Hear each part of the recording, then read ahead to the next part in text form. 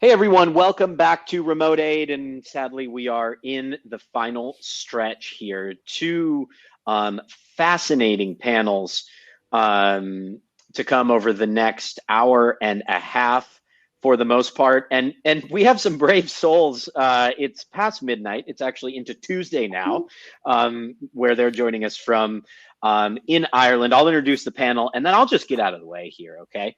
The topic, by the way, of this forthcoming panel is the benefits of leveraging local communities in remote work. We always talk about these global distributed teams and people all over the world working together, but what can local communities do to support a remote work ecosystem? Our moderator is Tracy Keogh. Joining her is David Abraham, Renata Coleman, and Joe Palmer. Tracy, I will hand it off to you. Looking forward to this panel. Cheers.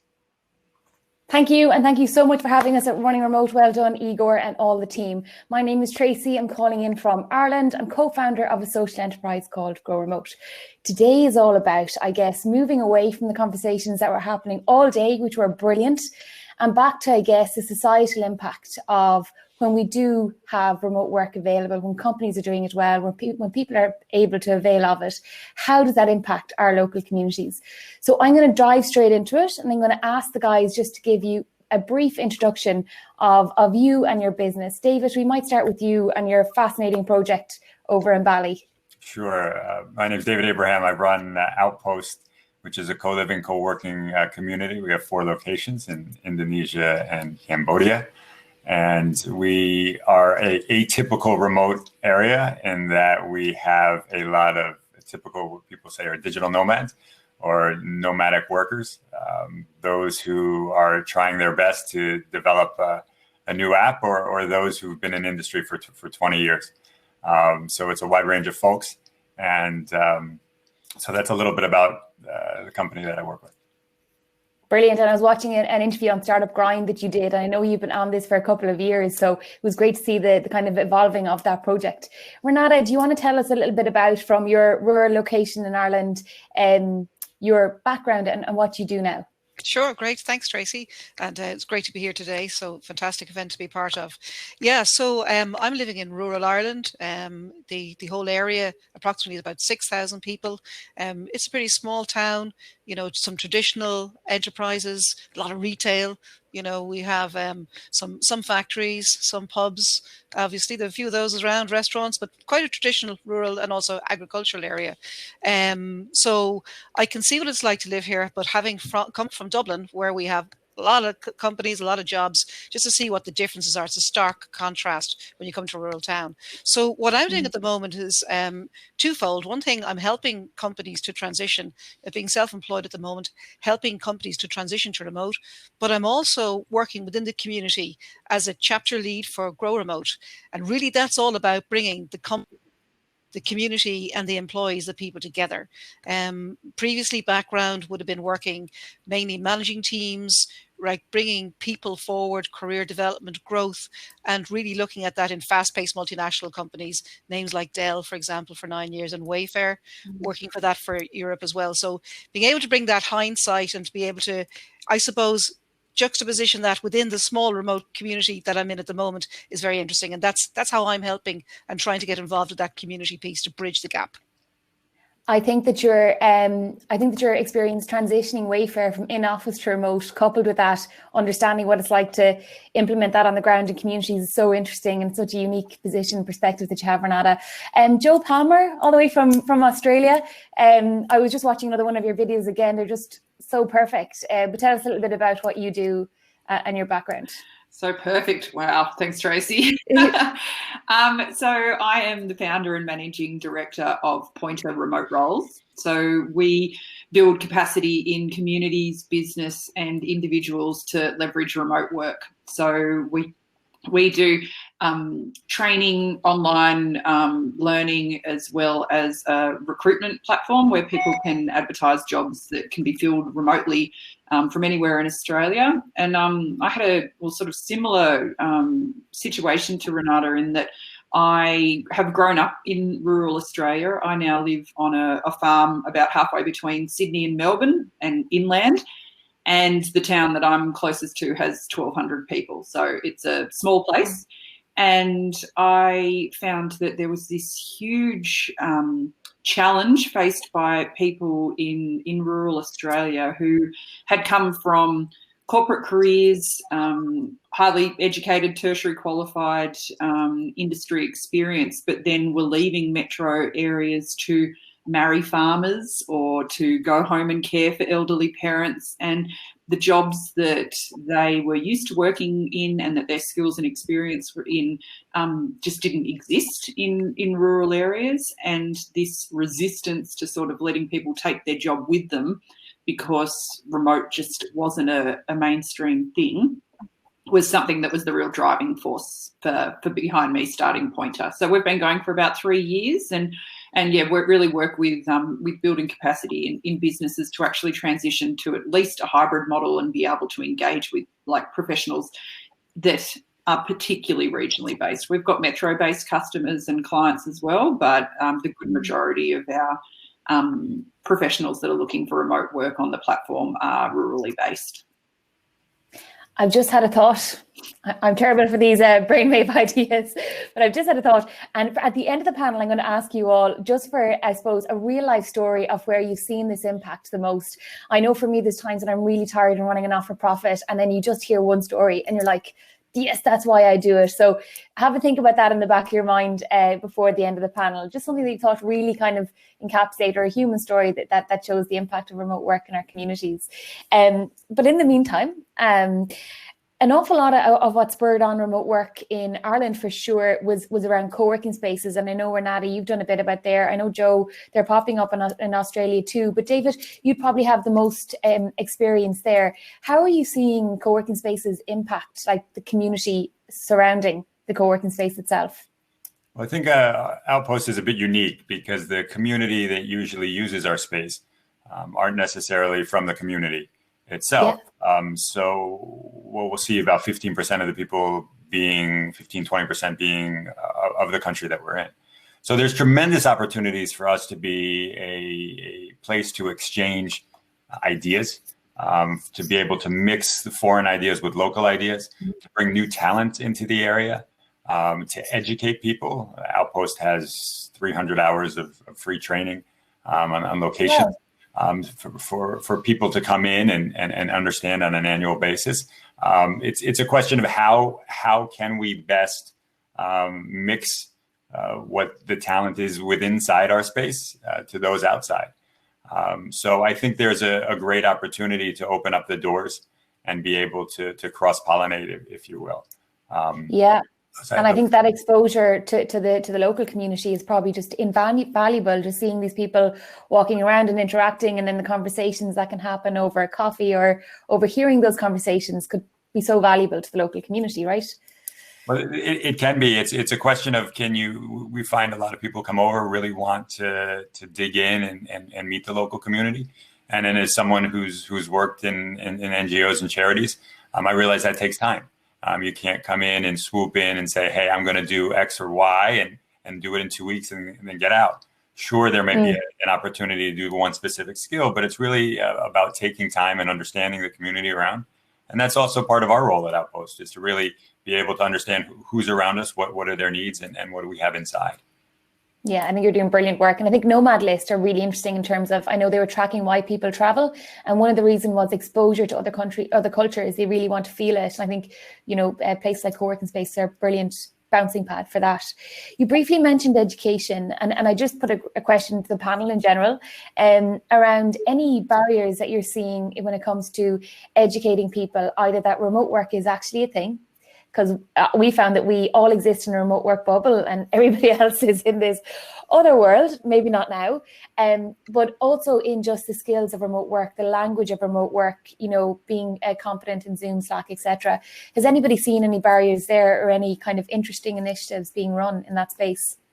Yeah, I definitely have. We've found, even the word remote is a challenge in Australia in particular, in that we refer to remote as the outback. And so the confusion of terms around that, with people coming saying, oh, can you get me a job in a mining company? Can you get me a job in a remote nursing community or things like that? So the terminology around remote has been a challenge for me in particular. But a huge challenge. So I spoke about the demographic that I started this business for, which was realistically tertiary qualified industry experienced women in particular.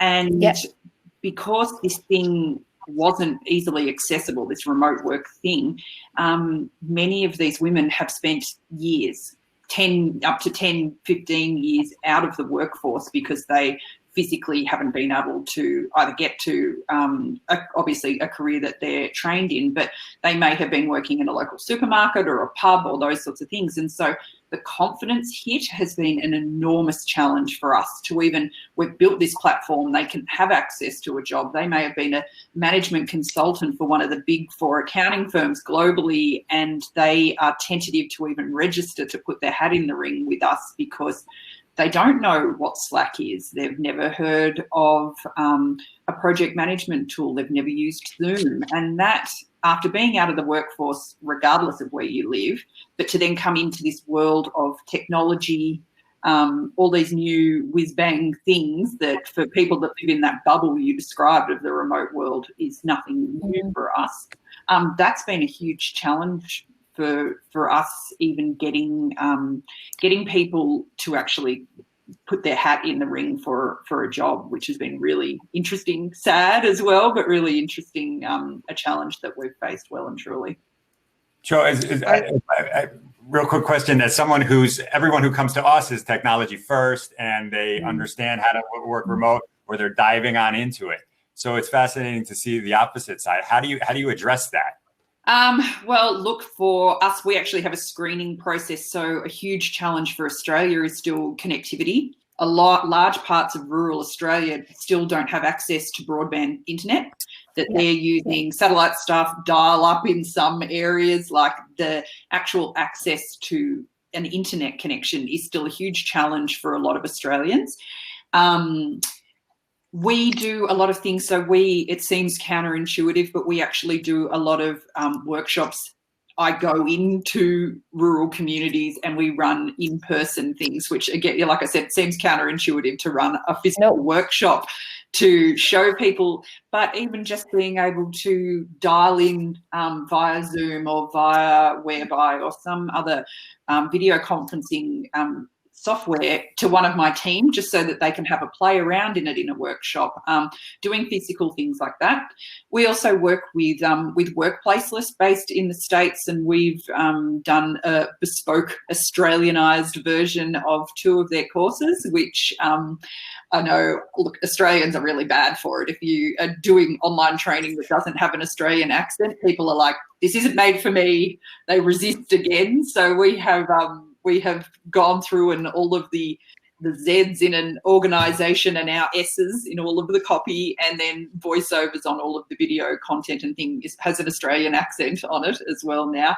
But we do have to do a lot of capacity building for individuals, and it's a lot of hand-holding because a lot of it is definitely not related to their ability to do the job, but it's their confidence around using the tools that you obviously need to be able to have a handle on before you can effectively work remotely.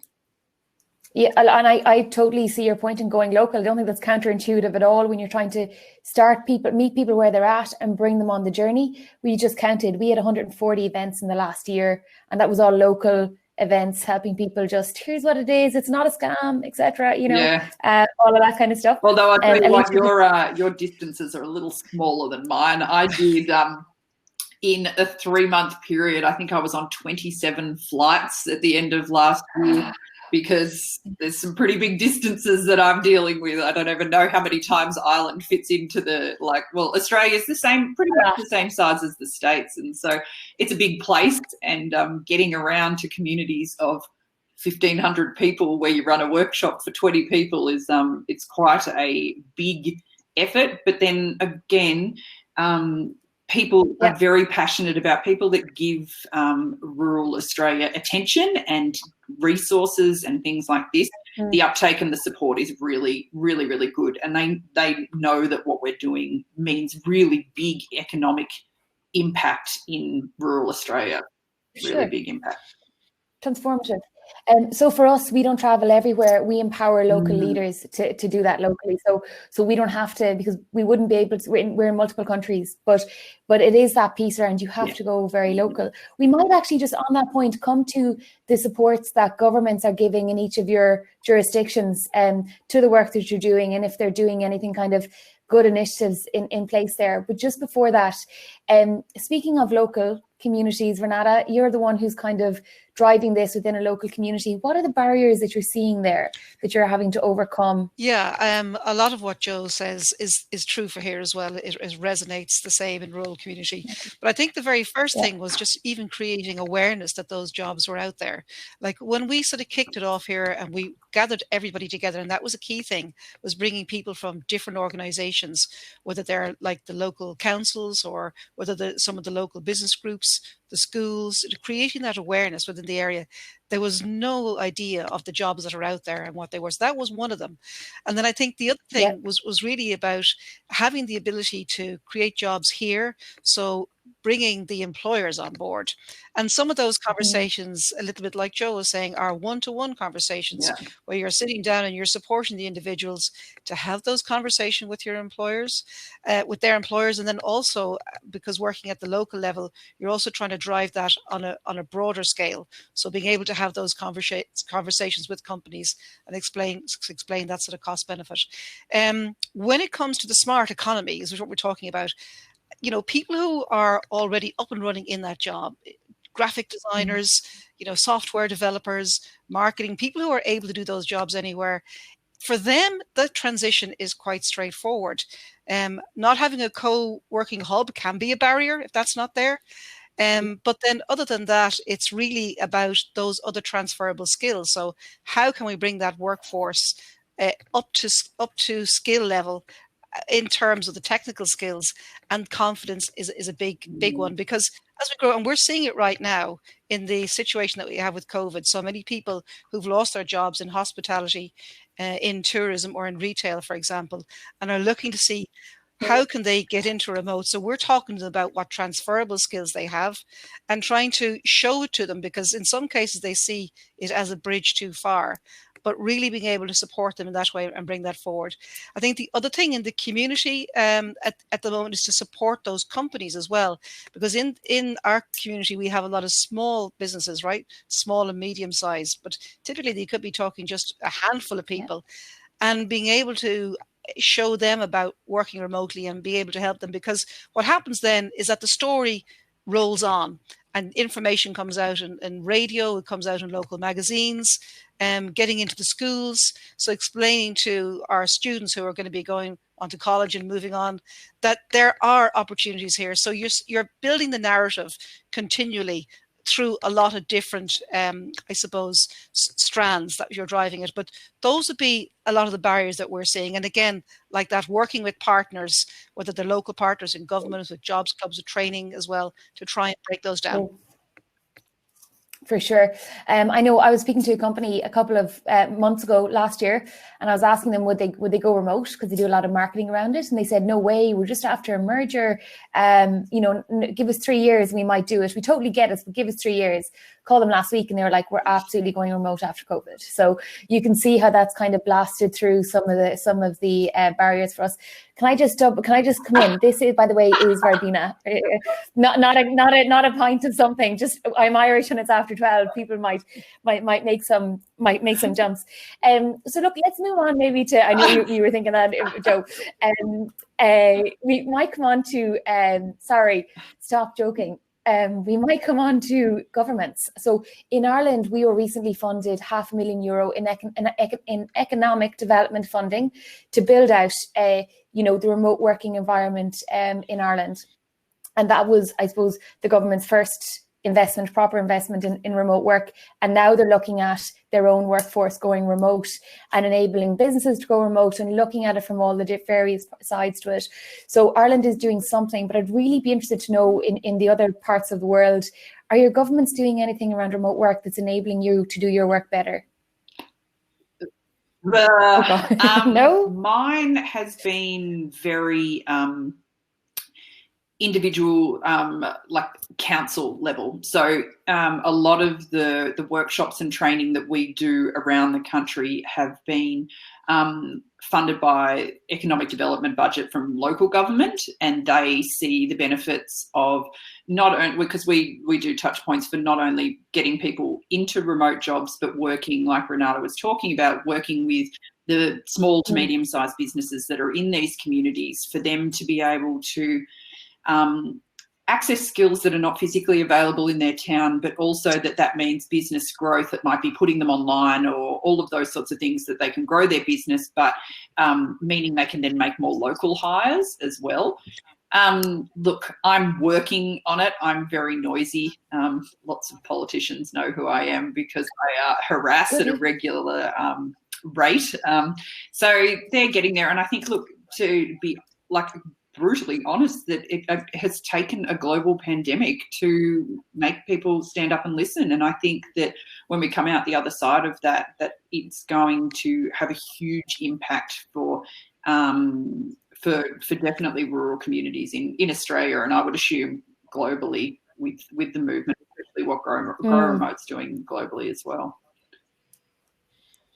There's some, I think if you want to ask questions, anybody who's watching here, in the chat or on the link to Thought Exchange that Emma kindly just posted, please feel free to do so. I don't know what's wrong with my speech. It's too late. So hello, Nacho, from Nomad City, a superb event to go to. I'm just going through some of the questions that are here, none so far. Okay, good. What about you, David? Are you seeing anything in terms of what the government are doing over there? Anything that you'd like to see them doing a little bit more of? There are rumblings on the outside. Again, we're focusing on a different type of community. Our community is interested in being able to travel and work remotely. So the things like visas and regulations, I think the world is still at a time where there's freedom of capital flow to some degree between countries. But the freedom of labor markets is something that people don't think. Once you can travel with your job in tow, whether you're going from rural Australia to Sydney, there are issues that people have to think about and companies need to think about, and governments as well. One of the things that's fascinating me is the conversation about pay disparity. And what you find in people are willing to take a pay cut to have the flexibility to work remotely, to control their hours a bit more. And so companies themselves see that as a great opportunity to come in and get talent that wants to be able to work on their terms. And so what we see in our nomad space is that some people are willing to make the sacrifice because their cost of living is lower. So, you know, there are things that governments can do in terms of visas, but, you know, lower prices and lower locations makes an interest in folks, and companies become interested because they can find people who are a little bit less expensive. Can I do the discussion? Joe, do you it's so funny. I am the complete advocate for the other side of things. My definite party line when we deal with businesses that come with that mindset to us, assuming that they will pay less for someone that is, one, working remotely, and two, doing it from a regional area, that they come in and they offer less than they would have been willing to pay for that role if the person was in office in a metro area.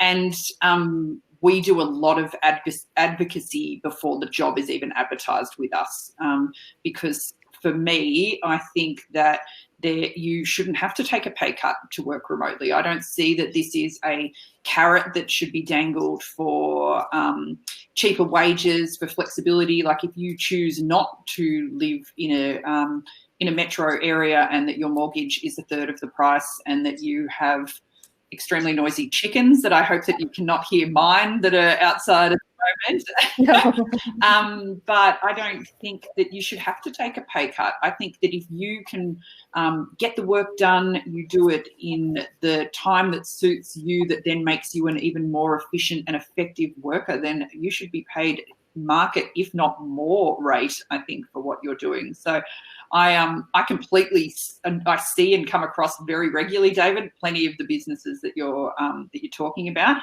but I'm trying to do my little bit and say, well, I don't think that you should be coming to remote as a cost saving thing. Your cost saving comes, the fiscal benefits are because your staff stick around. You're not having to pay the likes of me to find people for you regularly, because they stay, because they have a work-life balance, because they are productive, because they work in the evenings when the kids go to bed, or they are early birds that get up really nice and early. And so you're getting your bang for your buck from them. And so that's why I'm a big advocate on that side of things. David, thanks for prompting that one, Joe. I think the advocacy. I mean, I would agree with you that people need to be paid for their output. Yeah. But it's really the whole package of the job, and people who are able to control things will take less. Those are what studies show. And historically, when you see the living expenses in New York City or San Francisco, to be able to pay that in Topeka or certain rural areas, it's historically, you've never seen that pay disparity equal out. It's not saying, hey, we need to pay slave labor rates, but it's a question of what's the value for the company and how do they identify the right people first, and then what's the appropriate pay, and that's usually a discussion between individuals and companies. Renata, you've been in a company where you made the case for remote, the business case, and got a big organization to say, okay, we'll do remote. What is the business case so that we're not going into this where people are saying, she's in Galway, we'll pay her less? Well, look, I mean, it's going to be different for each business, and you have to have what your own goals are and what you're chasing. And just one thing, what Dave was saying there is because there's different models there. So that's one scenario where people are chasing the money across the globe. But the other is within the country that we're already living in and within the jobs that we have today, why can't those jobs be done remotely? I think that's part of the challenge.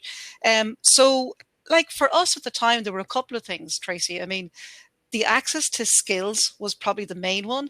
And particularly one of the things was around language skills. So, when you're working, obviously in a European environment, you need to have different language skills, and access to those was one of the challenges. And being able to really find people who are remote ready. The office overheads as well, and having the space, because we were growing 40% year on year, and that company continues to grow tremendously. So being able to keep ahead of that, and in an ironic way, like the price of property had started to skyrocket in all of our locations in Ireland, the same globally as well, but Galway is where we were based, the same thing. But really trying to take a look at, are there other solutions here? They were the main things, was really about the access to talent and to being able to scale. And the third one, which I would say, was also looking at a business continuity plan. So when we start to take a look at these red alerts that were happening with greater frequency, and really wanting to be able to support our customers and being able to have uptime for customer support and sales, they were the big three factors. Lots of other factors, but in the context of the overall 3-year plan, as we were growing out the business, setting up virtual, like truly virtual, as opposed to a tethered model whereby you have to live a certain distance from the office in case broadband goes down, like a truly virtual model. So they were a number of the elements. But when you do something like that, like you can pilot it as well, so you can gain so many learnings from doing something even on a small basis first, which was like part of the exciting element of it, is like getting it up and running, doing a pilot, and then taking your learnings, iterating on it, tweaking it, changing it, moving it forward, and so on. So, but they were the three main criteria that we were focused on at the time. I think Scott Matson is after posting in a really handy guide by GitLab in terms of how they calculate compensation across the globe. And I think I heard a talk before about 60,000 euros in Galway, a salary every year is very different to 60,000 in San Francisco. So there will be discrepancy, but it is definitely a lot to think about. It's a chunky piece of work in that alone. But thanks for sparking that debate, David. I don't know if you have anything else. We work with Australian businesses, with Australian people filling the roles that are Australians for tax purposes. So they may be living abroad, but they're paying tax in Australia. And so for us, I am a big advocate that the discrepancy between Sydney and Wagga Wagga, where I live, I don't think that should be the discrepancy between Galway and San Francisco. Like I agree completely that and a 60,000 euro wage into India or other pieces in into Southeast Asia, like that is a next level difference in pay. So. I just wanted to put into when you've poked the bear there, David, that's why it's very much with my Australian-based businesses and candidates. Yeah.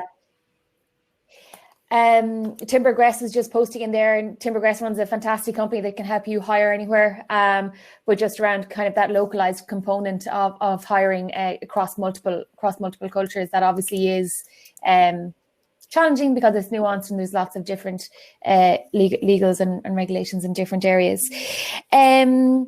Just in terms of making talent visible. So I know, we say the talent is dotted everywhere. And I know I see a lot of companies coming out with talent is everywhere, opportunity is not. That's tagline for lots of new remote companies. How do we make the talent that's outside of cities more visible to companies so that we have that hook to say, you need to look here because the skills really are here. And that's not just our passion, it's here are the numbers. Or, I mean, I found co-working spaces are really useful because you can physically show a bunch of talent in one place.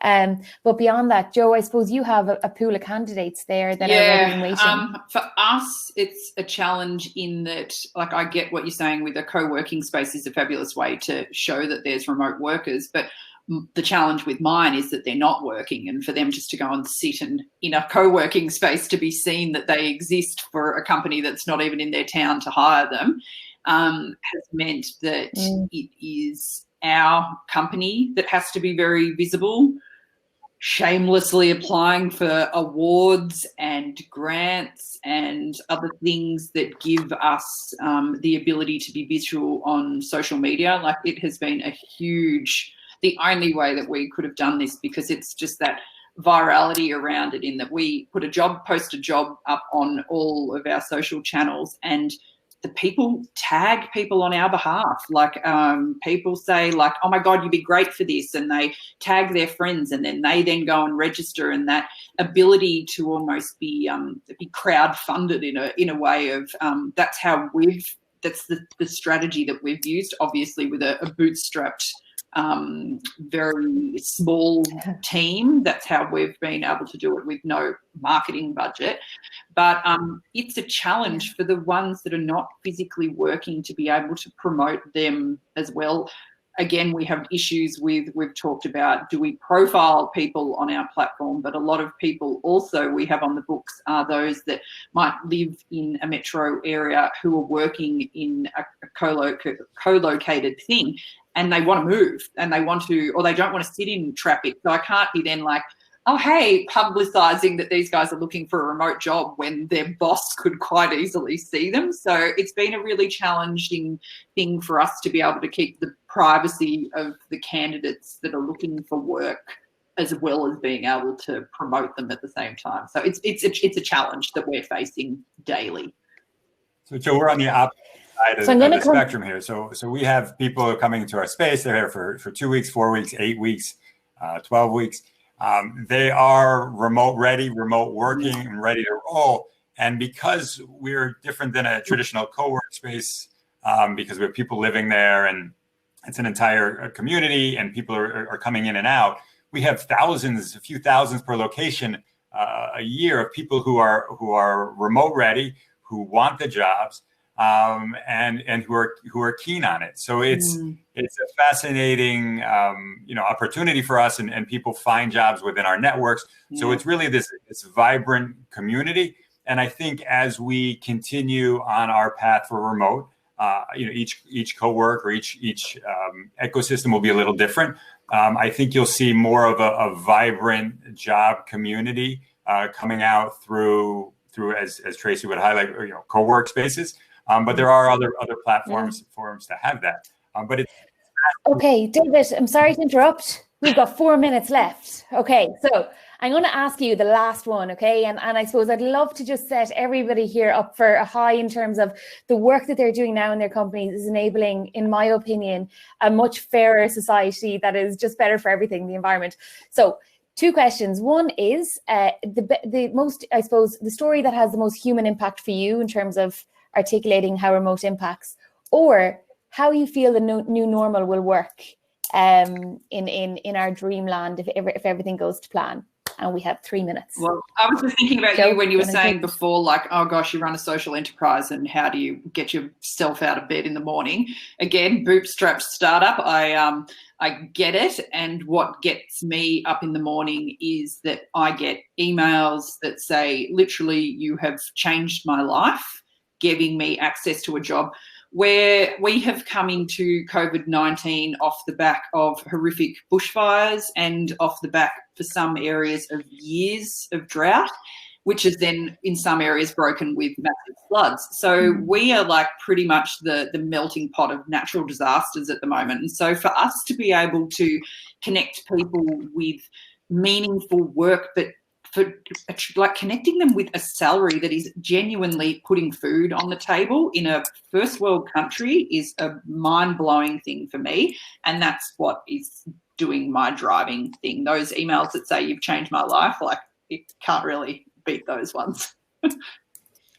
It's so impactful, and it's so simple and so impactful. David, what about you? Looking ahead of the new normal, and there are 2 things that I think about. One's a fear and one's an opportunity. The opportunity is all of a sudden we predicted, well, Outpost predicted we had 50 some odd million remote workers in 2023. We estimate that being 400 million if the remote trends are such, and Gartner, the consulting company, is right that 70% of companies will maintain remote policies. So we see a great opportunity in remote. The down is that remote is going to be used for quick contract work. And we're going to turn everyone into real short-term employees because people are afraid to commit, and they use remote as a way to fill a gap rather than to fill a long-term need. Yeah, agreed. I actually never thought of that. Oh, crap.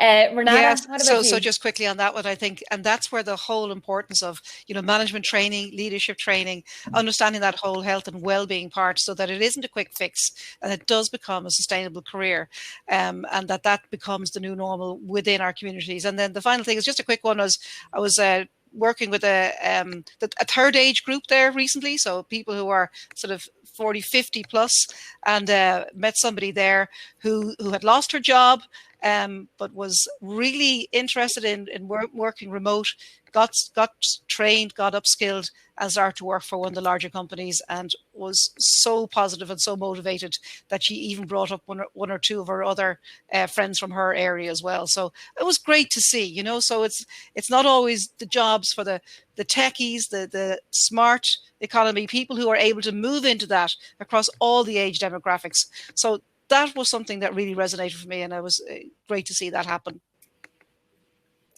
I think for me, there was just one day I was in a rural area, and a guy was having a cup of tea, and I said, do you think we should be working at this, all things we could do? And he said, and he was drinking a cup of tea, well, Tracy, remote is really the only way left, isn't it? And I was like, oh my God, okay, a lot of burden on me, but let's go. You guys, thank you so much for your time. Thank you, Igor, and all of the team behind this. It's fantastic. You can connect with any of these guys, I'm sure, on LinkedIn, Twitter, and Facebook, and wherever else. Thank you so much for your time. I've really enjoyed it. I think we could extend the debate, but maybe that's for some other time.